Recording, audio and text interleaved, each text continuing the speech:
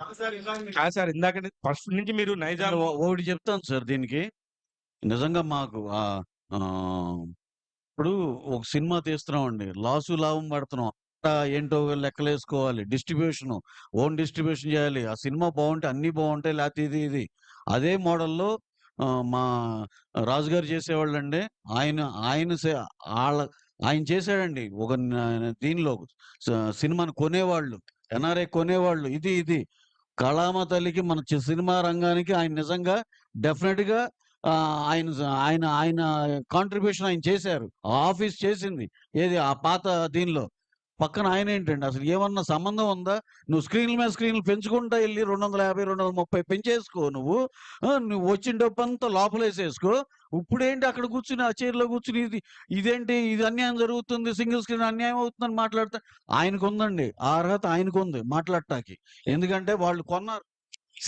శిరీష్ అన్నకి అంటే SVC office NRI సినిమాలు కొన్నారు ఇప్పుడు దాకా. సో శిరీష్ అన్నకి కష్ట సుఖం తెలుసు. హిట్ ఫ్లాప్ అయితే మంచి మైక్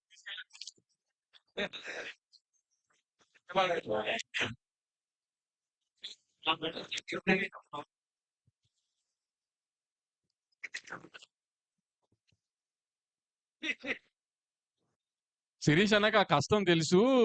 పక్కన ఉన్న ఇంకొక ఆమె 300 స్క్రీన్లు ఉన్న కష్టాల్లో ఉన్న ఎగ్జిబిటర్ కి ఈ కష్టాలు తెలియకపోయినా ఇవన్నీ చెప్తున్నారని రవణ్ ఉద్దేశం. అంటే శిరీష్ యాక్చువల్లీ నిజంగా తెలుసు. ఎందుకంటే ఇప్పుడు పెద్ద పెద్ద హిట్ సినిమాలు ఎలా చేశారో అంత పెద్ద ఫ్లాప్ సినిమాలు కూడా చేశారు. సో ఆయనకి పెయిన్ తెలుసు.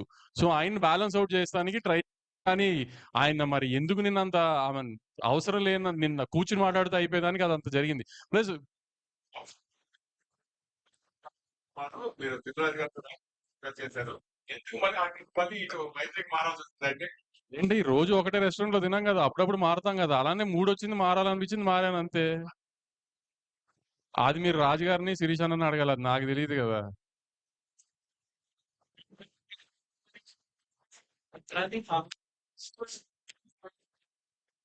సార్ డిస్ట్రిబ్యూషన్ లో ట్రాన్స్పరెన్సీ లేదని మేము ఎప్పుడు అనట్లేదు. కానీ ఇప్పుడు దాకా ఏంటంటే ఇప్పుడు ఒక సినిమా ఎన్ఆర్ఏ అమ్మేస్తున్నాం అనుకో, మన మేంచి ఒక డిస్ట్రిబ్యూటర్ మీద బర్డెన్ వెళ్తుంది. బర్డెన్ వెళ్తున్నప్పుడు మనకంటే తను ఎక్కువ బాధ్యతగా ఉంటాడు. సో మనం అతన్ని ట్రాన్స్పరెన్సీ అడగాల్సిన అవసరం లేదు. కానీ ఇప్పుడు పర్సంటేజ్కి వచ్చేసింది అనుకోండి, ఫర్ సపోజ్ ఇప్పుడు వాళ్ళందరూ చెప్పినట్టు యూఎస్ లో ఉంది కదా, కర్ణాటకలో ఉంది కదా, ఈ అన్నిటిలో రెంట్ ట్రాక్ ఉంది, లేకపోతే మాకు సిస్టమ్ తెలుస్తుంది రెంట్ ట్రాక్ యూఎస్ లో మీ అందరికి తెలిసినట్టు. సో అట్లానే మాకు ఇప్పుడు పర్సంటేజ్ మీదకి వెళ్తుంది కాబట్టి మీరు అన్నట్టు ఫుట్ఫాల్ పెరిగినా, థియేటర్స్ వాళ్ళు బాగుపడుతున్నా, అన్ని జరిగినా మాకు ఆ రెవెన్యూ సైడ్ ఎంత పెరిగిందో తెలియాలి. కాబట్టి మాకు ఆ ట్రాన్స్పరెన్సీ కోసం రెంట్ ట్రాక్ కావాలి అంటున్నాం. ఇప్పుడు దాకా ఏంటంటే మరి పర్సంటేజ్ వచ్చిందో అది వేరు, రెంటల్లో ఉన్నప్పుడు వేరు కదా. రెంటల్లో ఉన్నప్పుడు డిస్ట్రిబ్యూటర్ రిస్క్ ఎక్కువ కదా. అదే మేము అదే అంటున్నాం, అవన్నీ మీరు తెచ్చేస్తే అంత తొందరగా కుదిరితే అంత తొందరగా, అప్పుడు మేము ఇవన్నీ కూడా కూర్చొని ఎక్కడ టేబుల్ సాల్వ్ చేసుకుని ఎలా చేద్దాం. సార్ సార్ సార్ ఇవన్నీ ప్రాబ్లం ఏం కాదు సార్. దేనికి రోడ్ బ్లాక్ కాదండి. ఏది అది తేలేదు కాబట్టి ఇది చేయలేదు.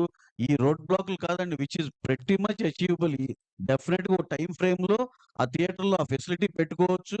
అది అందరికి కాన్ఫిడెన్స్ ఇవ్వచ్చు హ్యాపీగా. ఇప్పుడు మేము sir point number 1, we're not against percentages.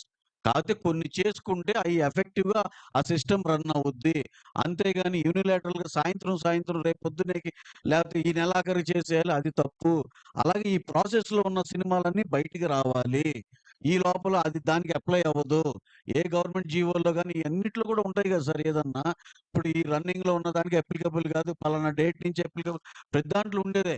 ఇంత సింపుల్ గా ఉన్నాం సార్. ఈ అన్నిటికి మేము మీరు అడిగేదానికి డిస్కషన్ ఓపెన్.